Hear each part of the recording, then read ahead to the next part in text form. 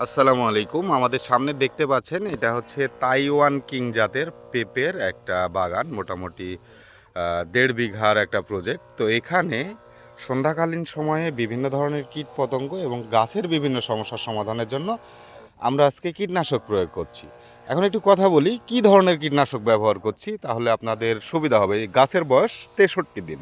৬৩ দিন বয়স হলে আপনার গাছের এই পরিস্থিতি হলে আপনারা এই ধরনের কীটনাশক ব্যবহার করতে পারেন। আসসালামু আলাইকুম। ওয়ালাইকুম আসসালাম। এখানে এটা কি জাতের? এটা হচ্ছে তাইওয়ান কিং জাতের পেঁপে আমরা রোপণ করছি। এটার বয়স প্রায় ৬৩ দিন আজকে। আচ্ছা, এখন কি প্রয়োগ করা হচ্ছে এখানে? আজকে বীজ এক্সপ্রে করা ছিল, আজকে তেমন কিছু না, আজকে খালি ১৬ বড় বোরন এক্সপ্রে করছি। শুধুমাত্র গাছের বোরন? ১৬ বড় বোরন দিতে। আচ্ছা, বোরনের এই মুহূর্তে তো আপনার গাছের প্রত্যেকটা দেখা যাচ্ছে যে ফুল চলে আসছে এখানে।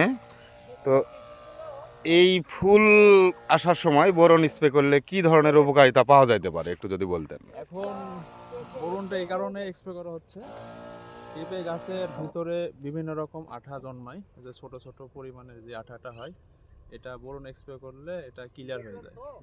আর তার কারণে এই ফুলগুলো টিকে যায়। আর ফুল টিকানোর জন্য ফ্লোরা আছে, ফ্লোরা এক্সপ্রে করলে সবথেকে ভালো। আচ্ছা, তাহলে ৬৩ দিন অর্থাৎ ২-২.৫ মাস গাছের যদি বয়স হয়, ফুল জালি আসলে পারে ফুল জালি টিকানোর জন্য ইচ্ছা করলে পারে বোরন একজন ব্যবহার করতে পারে নাকি? বরুণ ফ্লোরা।